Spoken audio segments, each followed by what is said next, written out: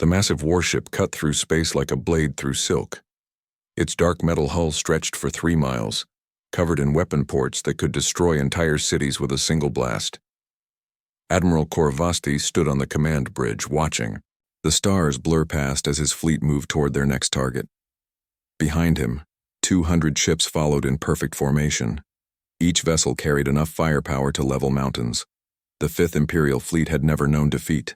In 50 battles across 20 star systems, they had crushed every enemy that dared to stand against the Zetherian Empire. The Admiral's scaled hands gripped the railing as he studied the tactical display. Their destination appeared as a small, blue dot on the screen. Earth. A nothing world in the outer rim, populated by creatures called humans. The intelligence reports made him want to laugh. These beings had barely left their own planet. Their most advanced ships used chemical fuel and could not even reach their nearest star. "Admiral," called Science Officer Nextara from her station. "We will reach the target system in 6 hours." Korvasti nodded. His yellow eyes gleamed with satisfaction. This would be the easiest conquest of his career. The humans would see their mighty fleet and surrender immediately. Most primitive species did. They took one look at Zetherian technology and knew they could not fight. The Empire had perfected this process over 3 centuries. First came the show of force, then the demand for surrender. If the locals refused, a single demonstration of their plasma cannons usually changed their minds. If not, complete destruction followed swiftly. Emperor Vexthon had been clear in his orders. The humans were to serve as slaves in the outer colonies. Their world would become another resource center for the Empire. It was the natural order of things. The strong ruled the weak. The advanced conquered the primitive. Korvasti walked to the main view screen and activated the communication system. Throughout the fleet, his voice reached every ship captain. "Warriors of the Empire," he began. "Today we add another world to our domain. The humans of Earth are weak creatures with no real weapons. They cannot hurt us, they cannot escape us. By tomorrow their planet will fly our banner." Cheers echoed through the communication channels. His crews were eager for battle, though this would hardly qualify as one, more like a training exercise for new recruits. The Admiral was reviewing the final attack plans when the sensor alarm sounded. Every head on the bridge turned toward the detection console. Operator Kelmiran bent over his instruments, his expression confused. "Sir," Kelmiran reported, "I am reading a single vessel approaching our position." Korvasti frowned. They were still light years from Earth. No human ship could travel this far from their world. "Identify the vessel," he ordered. "Unknown configuration, Admiral. The ship appears to be of human design, but that seems impossible. Our intelligence indicates they lack faster-than-light capability." The Admiral moved to the sensor station and studied the readings himself. The approaching vessel was small, perhaps 1/10 the size of his flagship. Its energy signature was unlike anything in their databases. Most disturbing of all, it was moving at speeds that should have been impossible for human technology. "Put it on screen," Korvasti commanded. The main display showed empty space at first. Then the computer enhanced the image, and they could see it. The ship was sleek and white with lines that seemed almost organic. It moved with a grace that made the massive Zetherian vessels look clumsy by comparison. "Weapons status?" the Admiral asked. "The vessel shows no obvious weapon ports, sir. Its power output is minimal. It appears to be running on some form of advanced propulsion we cannot identify." Korvasti studied the strange craft. Something about it made him uneasy, though he could not say why. It was too small to threaten his fleet. Its design was too clean, too perfect. Real warships were brutal things built for destruction. This looked more like an art piece than a weapon of war. "Open a communication channel," he ordered. The communication officer worked at his console for several minutes, trying different frequencies and protocols. Finally, he looked up with frustration. "Sir, I cannot establish contact. The vessel is not responding to any standard communication methods." The unknown ship continued its approach, moving in a straight line toward the center of the Zetherian formation. It showed no signs of slowing or changing course. If it maintained its current speed and direction, it would pass directly through their fleet. "Sir," called the tactical officer. Should we target the vessel? Korvasti considered. The ship posed no obvious threat, but its very presence here was impossible. How had humans developed such advanced technology? Why was it alone? What was its purpose? Maintain ready status, but do not fire, he decided. I want to see what this vessel does. The bridge crew watched as the mysterious ship approached their outer perimeter. It passed between two destroyer escorts without slowing. The destroyers reported no hostile actions, no weapons lock, no scan attempts. The vessel simply moved through their formation as if they were not there. Then something happened that made Korvasti's blood run cold. The human ship began to fade, not like a ship jumping to hyperspace which left energy distortions and radiation signatures. This was different. The vessel became transparent like a ghost until they could see through it to the stars beyond. What is happening? The Admiral demanded. Science Officer Nextara frantically worked her instruments. Sir, I am reading massive energy fluctuations. Around the vessel, the readings make no sense. It appears to be shifting between dimensions. Before anyone could respond, the human ship vanished completely. One moment it was there, translucent but visible. The next moment, empty space. No explosion, no energy discharge, no debris. It simply ceased to exist. The bridge fell silent. Every officer stared at the empty space where the impossible vessel had been. Korvasti felt a chill that had nothing to do with the ship's environmental systems. Full sensor sweep, he ordered. Find that ship. For the next hour, they searched. Every sensor, every scanner, every detection device in the fleet found nothing. The mysterious vessel had vanished as completely as if it had never existed. Only the sensor logs proved they had not imagined the entire encounter. Korvasti finally called off the search. They had a schedule to keep. The conquest of Earth could not be delayed by phantom ships and sensor ghosts. Yet as his fleet resumed course toward the blue planet, the Admiral could not shake the feeling that something had gone very wrong. He had no way of knowing that the strange vessel had been watching them, studying them, learning everything about their weapons and tactics. He could not imagine that somewhere in the darkness of space, Captain Jake Morrison was reporting back to Earth with detailed intelligence about the approaching Zetherian fleet. The Empire was about to discover that humans were not as primitive as they appeared. The war for Earth was about to begin, and the Zetherians had already lost their first battle without even knowing they had fought one. Captain Jake Morrison stood in the control room of the UES Defiant, watching the holographic display that showed the Zetherian fleet moving toward Earth. His ship hung invisible in space, its advanced stealth systems making it completely undetectable to enemy sensors. The aliens had no idea they were being watched. Captain, said Dr. Lisa Hayes from her science station, I have completed the analysis of their formation. 200 ships total, including 12 heavy battleships and 48 destroyers. Their plasma cannon technology is impressive but has a critical weakness. Jake turned to face his chief science officer. Dr. Hayes was a brilliant woman who had spent the last 10 years studying alien technology recovered from crashed scout ships. Her work had made the Defiant possible. What kind of weakness? Their shield generators operate on a specific harmonic frequency. If we can match that frequency and invert it, their shields will collapse completely. It would leave their ships defenseless. The captain nodded. This was exactly the kind of information they needed. For 50 years, humanity had been preparing for this day. Ever since the first alien probe had crashed in the Nevada desert, a secret group of scientists and military leaders had been working to understand the technology of species beyond Earth. Colonel Ben Parker entered the control room, his face grim. As head of Earth's Space Defense Corps, he had been coordinating the planet's hidden defenses for the past decade.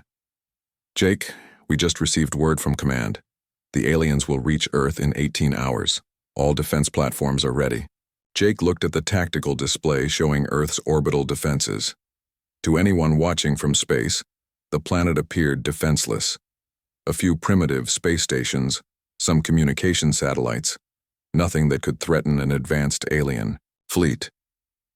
The truth was very different. Hidden throughout the solar system were 37 defense platforms, each one equipped with weapons designed from reverse-engineered alien technology.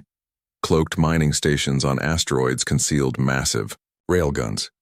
Seemingly innocent research satellites carried nuclear-tipped missiles with alien guidance systems. "How many ships can we handle?" Jake asked. Colonel Parker studied the tactical data. "Our models suggest we can destroy about 60% of their fleet before they realize what is happening. After that, it becomes a straight fight." Dr. Hayes looked up from her instruments. "Captain, I am picking up communication signals from the alien fleet. They are discussing their attack plans. Should I translate?" "Do it."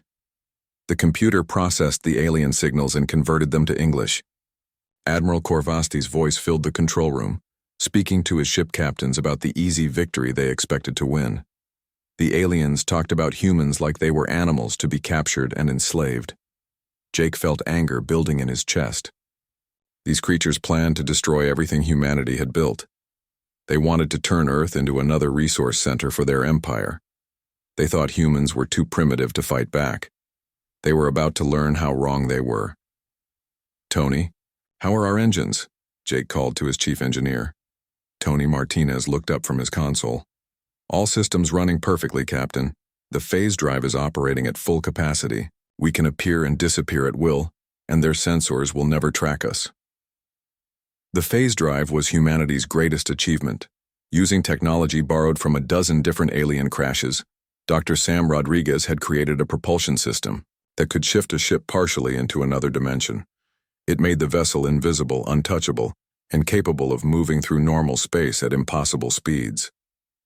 "Amy, any word from Earth Command?" Jake asked his communications officer. "Amy," Foster nodded. "President Collins has authorized Operation Ghost Strike. All units are go for immediate engagement once the aliens enter our system." Jake walked to the main view screen and stared at the approaching alien fleet. In a few hours, the war for Earth would begin. Humanity had spent 5 decades preparing for this moment. Secret facilities had built weapons the aliens could not imagine. Hidden shipyards had constructed vessels using technology the enemy thought impossible for a primitive species to possess. The Zetherian Empire was about to face an opponent unlike any they had encountered before. Humans did not fight like other species. They adapted, they innovated, they found ways to turn weakness into strength. "Nancy, take us closer to their formation," Jake ordered his pilot. "I want to get a better look at their flagship." Nancy King's hands moved over the flight controls with expert precision. The Defiant moved silently through space, approaching the alien fleet from an angle that kept them hidden behind a small asteroid. The ship's stealth systems made it invisible to every form of detection the aliens possessed. Through the view screen, they could see the massive Zetherian vessels. Each ship was a monument to destructive power, covered in weapon ports and armor plating. The aliens built their ships to intimidate as much as to fight. They wanted their enemies to see death approaching and surrender before the battle began. "Impressive," Dr. Hayes commented, studying the sensor readings. "But notice how they rely entirely on energy shields for protection. Their hull armor is actually quite thin. They have never fought an enemy that could penetrate their shields." Jake smiled. The aliens had made the classic mistake of becoming too dependent on their advanced technology. They assumed their shields were impenetrable because no primitive species had ever broken through them. They had never faced an enemy that understood their technology as well as they did. "Captain," Amy reported, "I am receiving a priority signal from Earth Command. Admiral Korvasti is broadcasting a surrender demand to our planet. Put it on screen." The main display showed the alien admiral standing on his bridge. His scaled face was arrogant and confident as he spoke. The computer translated his words into English. "Humans of Earth," Korvasti announced, "you are now subjects of the Zetherian Empire. Surrender immediately and you will be treated fairly as workers in our outer colonies. Resist and your world will be destroyed. You have one rotation of your planet to decide." The transmission ended. Jake looked around at his crew. Every face showed the same determination he felt. The aliens expected humanity to bow down and accept slavery. They were about to learn what humans really thought of that idea. "All right, people, Jake said quietly. Time to show these aliens what Earth can do. Amy, signal all units. Operation Ghost Strike is now active. Throughout the solar system, hidden defense platforms powered up their weapons. Cloaked ships began moving into attack positions. On Earth, President Collins addressed the world leaders who had finally learned the truth about humanity's secret space program. The Zetherian Empire had come to conquer a primitive world. Instead, they were about to fight the most dangerous species in the galaxy. Humans had been waiting for this war for 50 years, and they were ready. Emperor Vexathon read Admiral Korvasti's report for the third time, his clawed hands crushing the edges of the data tablet. The throne room of Nethys Prime was silent except for the quiet hum of the palace's energy systems. Around him, his advisors waited nervously for his response. The report was impossible. Humans with faster-than-light travel, human weapons that could penetrate Zetherian shields, human ships that could vanish completely from sensors. The Fifth Imperial Fleet had retreated in defeat from a world that should have fallen in hours. 43 ships lost, the Emperor said slowly, his voice carrying the threat of violence. Nearly a quarter of our finest fleet destroyed by primitives who were supposed to be using chemical rockets. General Thexmore stepped forward. Was the Empire's greatest military commander, veteran of 100 battles across 50 worlds. His scarred face showed no emotion as he spoke. Your Majesty, Admiral Korvasti may have encountered advanced scouts from another empire. Perhaps the humans are protected by a more advanced species. Vexthon turned his burning yellow eyes toward the general. Are you suggesting that some unknown force has been secretly arming these creatures? It would explain the impossible technology, Your Majesty. No species develops faster-than-light travel and advanced weapons without centuries of research. The humans achieved spaceflight only decades ago. The Emperor stood from his throne and walked to the massive window that looked out over his capital city. Millions of beings from dozens of conquered worlds lived and worked below, all serving the empire that had crushed their home planets. This was the natural order. The strong ruled the weak. It had always been this way. General, Vexthon said without turning around, prepare the first Imperial Armada. I want every available ship ready for immediate deployment. Thexmore's eyes widened slightly. The first Armada was the Empire's ultimate weapon, 5,000 ships carrying enough firepower to crack planets and boil oceans. It had never been deployed against a single world before. Your Majesty, surely such force is unnecessary against one primitive planet. The Emperor spun around, his face twisted with rage. 43 ships, General. 43 of our finest. Vessels destroyed by creatures who should not even be able to leave their own atmosphere. I will not underestimate these humans again. On Earth, President Mary Collins stood before the emergency session of the United Earth Council. World leaders from every nation sat in stunned silence as she revealed secrets that had been hidden for 50 years. The holographic displays showed images of crashed alien ships, recovered technology, and the massive construction projects that had been built in secret. The first alien probe crashed in 1975, President Collins explained. Since then, we have recovered 17 more vehicles from 6 different species. Every piece of technology we found was studied, reverse-engineered, and improved upon. The president of the European Federation raised her hand. Mary, how could such a massive project be kept secret for so long? Because we knew this day would come, Collins replied. The aliens who sent those probes were scouts, mapping our solar system and studying our capabilities. We knew that eventually someone would come to conquer us. We had to be ready. Dr. Lisa Hayes stepped forward to address the council. The Zetherian Empire has conquered dozens of worlds using the same basic strategy. They show up with overwhelming force, demand surrender, and destroy any resistance. Their technology is advanced but predictable. They rely on energy shields and plasma weapons because no primitive species has ever broken through them. The Prime Minister of the Asian Alliance looked skeptical. But how can we fight an empire that spans multiple star systems? Even if we defeat this fleet, they will send more. The answer came from Dr. Sam Rodriguez, who entered the chamber carrying a sealed briefcase. He was a thin man with gray hair who looked like he had not slept in weeks. Behind his tired eyes was the spark of genius that had made humanity's secret space program possible. "Ladies and gentlemen," Dr. Rodriguez said as he opened his briefcase, "I want to show you something that will change the nature of warfare forever." Inside the case was a small device that looked like a crystal cube surrounded by metal rings. It pulsed with soft blue light and seemed to bend the air around it. Several council members leaned back in their seats as they felt a strange tingling sensation. "This is a dimensional phase generator," Rodriguez explained. "It allows an object to exist partially in our reality and partially in what we call phase space. A ship equipped with this technology can become completely invisible, pass through solid matter, and appear to be in multiple locations at once." The Russian premier frowned. "What does this mean for our defense?" Rodriguez smiled for the first time in months. "It means we can hit the enemy from directions they cannot defend against. We can attack their ships from inside their own formations. We can make a small fleet appear to be a large one. Most importantly, we can make ourselves impossible to target or track." President Collins activated another holographic display that showed a map of the solar system.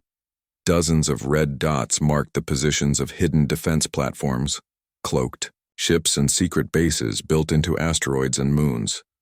"The Zetherian Empire thinks they are attacking a defenseless world," she said. "In reality, they are about to encounter the most advanced military force in this part of the galaxy. We have been preparing for this war for 50 years, and we are ready." Captain Jake Morrison watched the emergency council session from the bridge of the Defiant. His ship hung invisible in Earth's orbit, monitoring alien communications and tracking the approach of General Thexmore's massive fleet. The sensors showed an unbelievable sight: 5,000 ships moving in perfect formation toward Earth. "Captain," Dr. Hayes said quietly, "the alien fleet is 10 times larger than anything in our projections. Even with all our advantages, I do not know if we can stop that many ships." Jake studied the tactical display. The approaching armada was like nothing humanity had ever faced. It was large enough to glass entire continents, powerful enough to crack the planet's crust. The aliens were not taking any chances this time. "Amy, signal Earth Command," he ordered. "Tell them we need to activate Ghost Protocol immediately."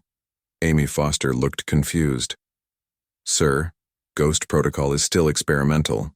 Dr. Rodriguez said the technology was not ready for full deployment. "It has to be ready," Jake replied grimly. "Because if we cannot stop this fleet, there will not be an Earth left to defend." Far below, Dr. Rodriguez received the message and felt his heart sink. Ghost Protocol was humanity's ultimate weapon, but it was also the most dangerous technology ever created.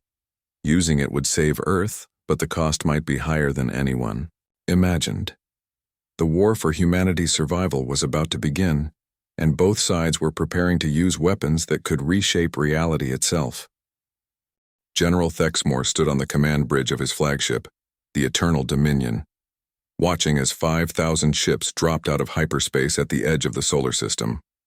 The first Imperial armada spread across space like a metal cloud, each vessel bristling with enough weapons to destroy cities.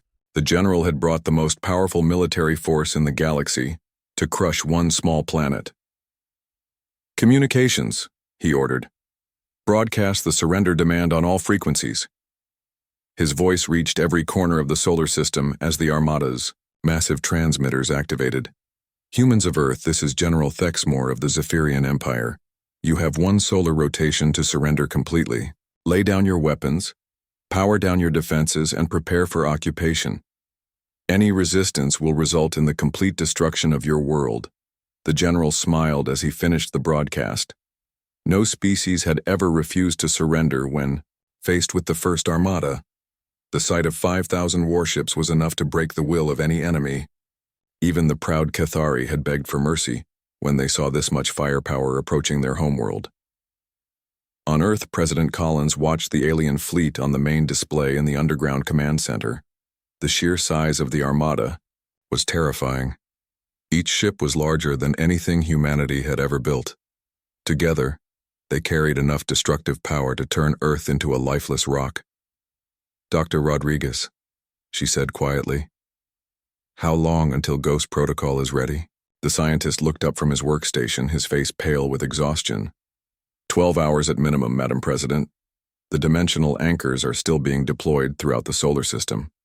If we activate the system too early, the field will collapse and tear apart our own ships. Colonel Parker studied the tactical display. We have maybe 6 hours before they start their attack. Our hidden defenses can delay them, but against this many ships... He did not finish the sentence. Everyone in the room knew what 5,000 enemy vessels could do to Earth's defenses.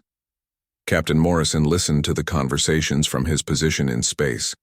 The Defiant hung invisible near the alien fleet, close enough to count the weapon ports on their ships.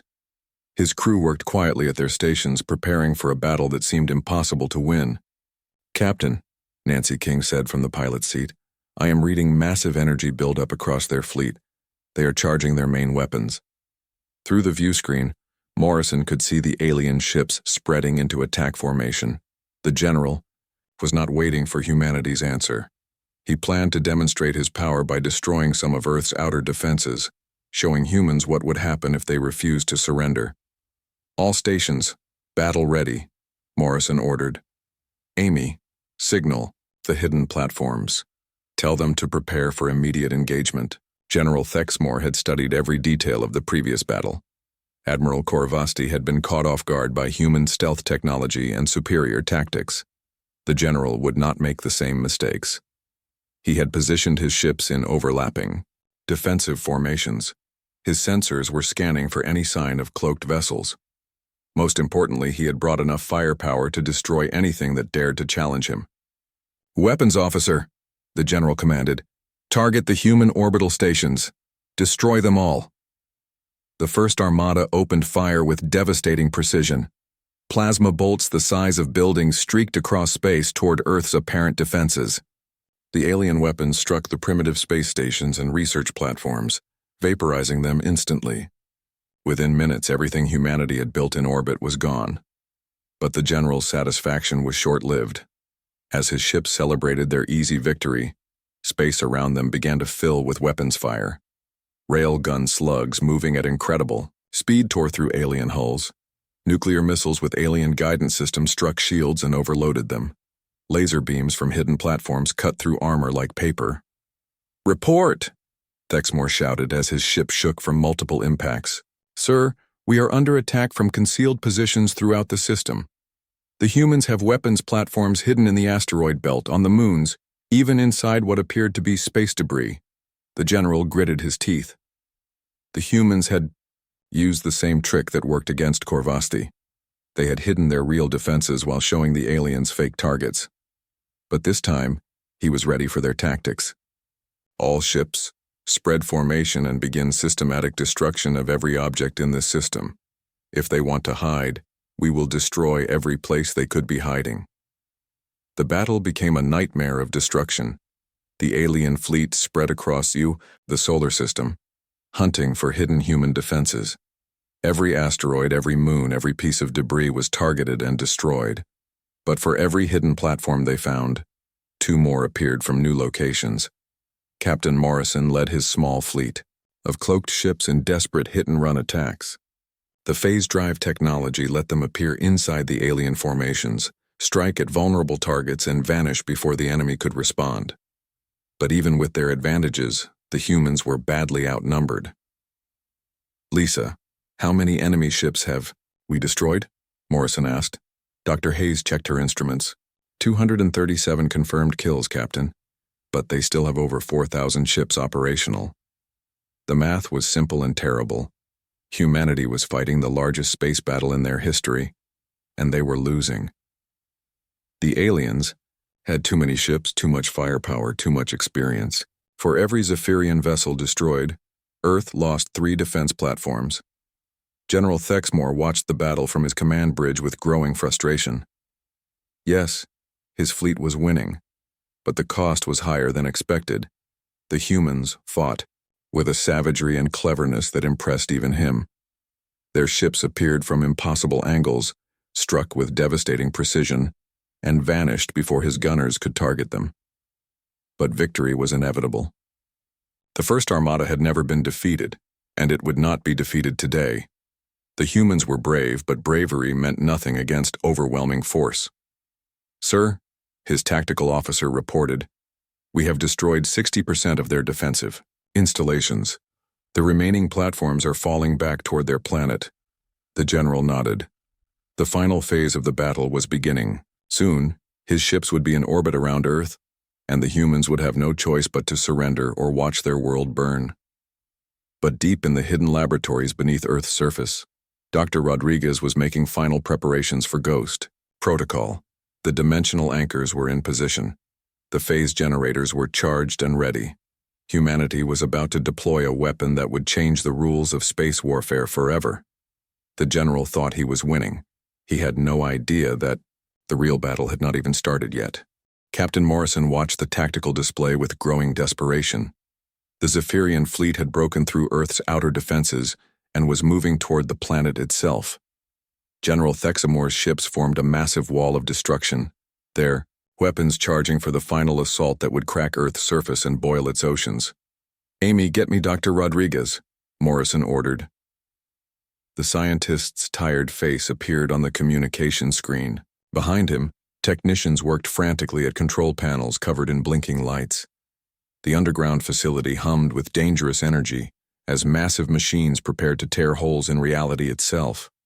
"Captain, Ghost Protocol is as ready as it will ever be," Rodriguez said. "But I must warn you again. This technology has never been tested on this scale. We could destroy ourselves along with the enemy." Morrison looked around his bridge at the faces of his crew. Nancy King sat at the pilot controls, her hands steady despite the impossible odds they faced. Tony Martinez monitored the ship's systems, keeping the phase drive running at maximum power. Dr. Hayes worked at her science station, analyzing enemy formations and looking for weaknesses. Amy Foster maintained communications with the scattered remains of Earth's defense fleet. "Do it," Morrison said simply. Dr. Rodriguez nodded and turned to his control panel. "Activating dimensional anchors in 3, 2, 1, now." Throughout the solar system, hidden devices that had been secretly planted on asteroids, moons, and space debris began to power up. Each anchor was no larger than a refrigerator, but together they created a network that could reshape space and time around Earth. General Thexmore felt his flagship shudder as something impossible began to happen. The stars outside his view screen started to blur and shift. Space itself seemed to be bending around his fleet. His instruments showed readings that made no sense. "Science officer, what is happening?" the general demanded. The Zetherian scientist stared at his displays in confusion. "Sir, I am reading massive dimensional distortions throughout the system. Space and time appear to be folding." On Earth, Dr. Rodriguez watched his instruments as Ghost Protocol came fully online. The dimensional field was spreading outward from the planet, creating zones where normal physics no longer applied. Ships could exist in multiple places at once. Time moved at different speeds in different areas. Reality itself became fluid and changeable. "It is working," Rodriguez whispered. "The field is stable and expanding." Captain Morrison felt the change immediately. The Defiant was already equipped with phase drive technology, but now the entire solar system was becoming a dimensional maze. His ship could move through space in ways that defied every law of physics. "Nancy, take us into the enemy formation," he ordered. King's hands moved over the controls and the Defiant began to move in impossible directions. The ship existed in normal space and phase space simultaneously, allowing it to appear in multiple locations at once. To the Zetherian sensors, it looked like hundreds of human ships were attacking from every direction. Dr. Hayes watched her instruments with amazement. "Captain, the dimensional field is creating temporal echoes. Every move we make is being repeated across multiple timeline streams. The aliens cannot tell which version of our ship is real." General Thexmore watched in horror as his fleet came under attack from ghost ships that appeared and disappeared at will. Human vessels materialized inside his formations, fired devastating salvos, and vanished before his weapons could respond. His targeting computers could not lock onto enemies that existed in several places at once. "All ships, full defensive spread," the general ordered. Target everything that moves. But his commands were useless. The Zetherian fleet found itself fighting shadows and echoes. They fired at ships that turned out to be dimensional reflections. They chased enemies that existed only in parallel timelines. Their advanced weapons were powerless against foes that could step outside reality itself. Morrison led his small fleet through the chaos, striking at the heart of the alien formation. The phase technology allowed his ships to pass through enemy vessels like ghosts, appearing inside their hulls to plant explosive charges before vanishing again. Zetherian ships began exploding from within, their crews unable to understand how they were being attacked. Captain, Tony Martinez reported, the phase drive is operating beyond all design limits. The dimensional field is boosting our capabilities to impossible levels. Morrison nodded. Ghost Protocol was not just hiding human ships. It was transforming them into something new, something that could fight on terms the aliens could never match. Humanity was rewriting the rules of space warfare in real time.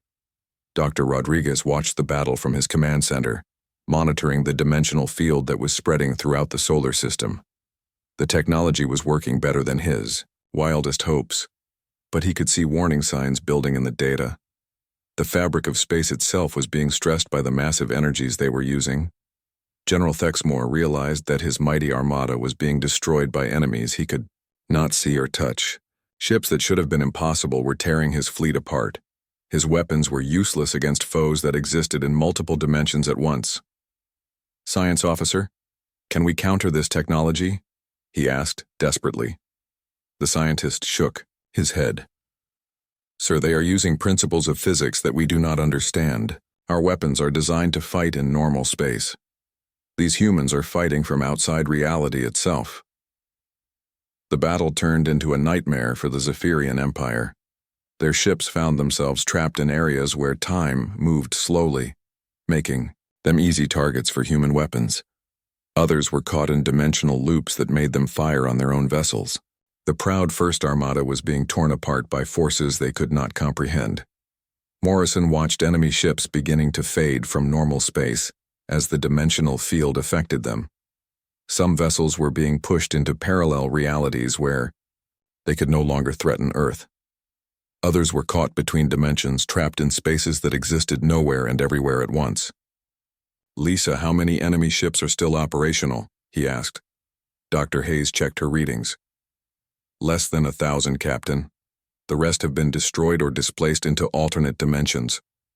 But even as victory seemed within reach, Dr. Rodriguez detected massive instabilities building in the dimensional field. The technology that was saving Earth was also threatening to tear the solar system apart. Ghost Protocol was more powerful than he had imagined, and far more dangerous. The humans had found a way to win the war, but the cost of victory might be higher than anyone had expected. The end came not with explosions or screaming metal, but with silence. General Thexmore stood on his command bridge watching his ships fade away like ghosts. One moment they were there, solid and real. The next moment they were gone, pulled into dimensions that existed beyond normal space. Sir, his science officer whispered, the dimensional field is spreading through our formation. Ships are being displaced into alternate realities. We are losing contact with entire battle groups. The general watched helplessly as his flagship began to shimmer. The walls around him became transparent, showing glimpses of other realities, where different versions of the battle were taking place. In some, his fleet was winning. In others, Earth was already destroyed. But in this reality, the one that mattered, his armada was simply vanishing. Communications, signal retreat, he ordered, but his voice sounded hollow and distant. Sir, I cannot reach our ships. They are no longer in our dimension. Captain Morrison felt the defiant shake as dimensional waves swept through the solar system. The Ghost Protocol field had grown beyond all control, creating a maze of twisted space-time that trapped everything within it. Through the view screen, he watched Zetherian ships fade into nothingness, pulled into realities where they could never threaten Earth again. Dr. Hayes, how many enemy vessels are left? He asked. His science officer checked her instruments, but the readings made no sense. Captain, I am detecting fewer than 50 ships in our dimensional space.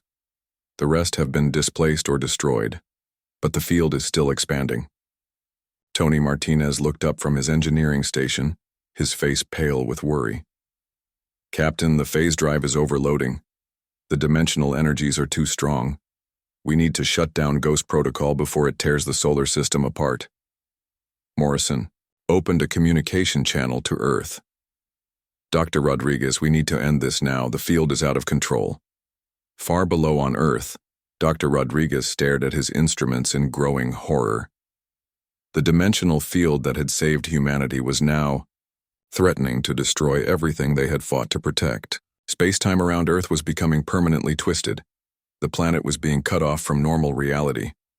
"I am trying to shut down the anchors," Rodriguez said, his hands flying over the control panels. "But the field has become self-sustaining. It is feeding on the dimensional energy created by the displaced ships." President Collins stood behind him, watching the data streams that showed their victory turning into something else entirely. "What does this mean for Earth?" Rodriguez turned to face her, his expression grim. "Madam President, we have won the war, but we may have lost our place in the universe. The dimensional field is creating a permanent barrier around our solar system. We will be safe from invasion, but we will also be isolated from the rest of the galaxy." General Thexmore felt his consciousness splitting across multiple realities as his flagship was pulled deeper into the dimensional maze. He could see versions of himself in dozens of different timelines, some where he had never come to Earth, others where the battle had ended differently. But in every timeline that mattered, his fleet was gone. The last thing he saw before vanishing completely was Captain Morrison's ship, solid and real while everything around it faded into nothingness. The humans had not just defeated his armada, they had erased it from existence itself. On the bridge of the Defiant, Morrison watched the final Zetherian ships disappear into alternate dimensions. The battle was over, but the cost was becoming clear. The dimensional field that had saved Earth was now a permanent part of the solar system. "Nancy, take us home," he ordered quietly. As the Defiant approached Earth, Morrison could see the changes that Ghost Protocol had created. Space around the planet shimmered with dimensional distortions. The stars looked different, as if they were being seen through water. Earth itself appeared normal, but it now existed in a bubble of twisted reality that would protect it forever. Dr. Hayes studied her instruments as they entered Earth's orbit. "Captain, the dimensional field has stabilized, but it cannot be reversed. We are now existing partially outside normal space-time. Any ship trying to enter our system from the outside will be displaced into alternate realities." Morrison understood what this meant. Humanity had achieved the ultimate victory. No alien fleet would ever threaten Earth again. But they had also become prisoners of their own success, cut off from the wider galaxy by the very technology that had saved them. In the depths of space, Emperor Vexton waited for news from General Thexmore's armada. Days passed with no communication. Weeks went by with no word. Finally, scout ships were sent to investigate. They found nothing. The entire First Imperial Armada had simply vanished without a trace. The Emperor's advisors spoke of equipment failures and navigation errors, but Vexton knew the truth. Somehow the humans had destroyed his greatest fleet so completely that no evidence of the battle remained. Fear began to spread through the Empire as news of the disappearance reached other star systems. More fleets were sent to investigate. They also vanished without explanation. Within months, the mighty Zetherian Empire began to collapse as entire battle groups disappeared whenever they approached the human solar system. Other species in the galaxy began to whisper about the ghost ships of Earth, vessels that could appear from nowhere and make entire fleets disappear. Captain Morrison stood in his quarters aboard the Defiant, looking out at the stars that now seemed so distant. Earth was safe, humanity had survived, but they were alone in a way they had never been before. The dimensional field protected them from all threats, but it also meant they could never again be part of the larger galactic community. Dr. Rodriguez had explained the science to the world leaders. The Ghost Protocol field would last forever, powered by the dimensional energy it generated. Earth would exist in its own pocket of reality, invisible and unreachable to the outside universe. They had become legends to the galaxy, but legends that could never return home. President Collins addressed the world one final time about their victory and its price. "We have saved our planet and our species," she said. "But we have also changed what it means to be human. We are no longer just a species from Earth. We are something new, something that exists between realities, years past." The Zetherian Empire crumbled as fear of the vanished human ships spread to every corner of their territory. Other alien civilizations heard the stories and stayed far away from the empty space where Earth's solar system had once been. The humans had become myth, spoken of in whispers as the species that could make entire fleets disappear. And in their dimensional bubble, humanity continued to grow and develop, masters of technologies that bent reality itself. They had won the ultimate victory, but they had paid the ultimate price. They were alone among the stars, powerful beyond measure, but forever cut off from the galaxy they had once dreamed of exploring. The ghost ships of Earth sailed through twisted dimensions, guardians of a world that existed everywhere and nowhere at once.